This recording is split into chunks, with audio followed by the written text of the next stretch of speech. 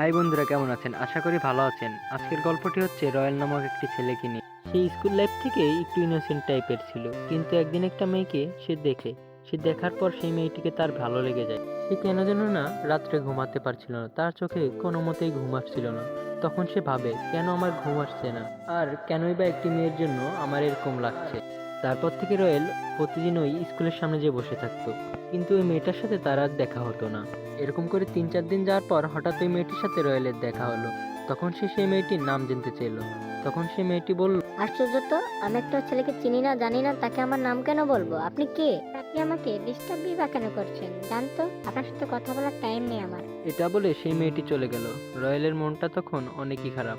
তখন রয়েল বলতে থাকলো, আমি কি এতটাই দেখতে খারাপ, নাকি আমার ভাগ্যটাই খারাপ?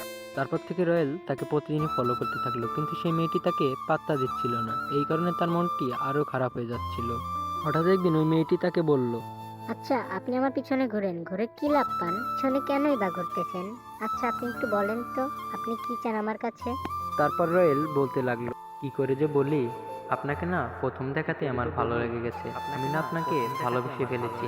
এই কথাটি শুনে মেয়েটি অনেকই অবাক হলো। রয়েল তখন বলল, আচ্ছা আপনি কি আমাকে ভালোবাসেন না? মেয়েটি তখন বলল, ভেবে দেখি কি হয়।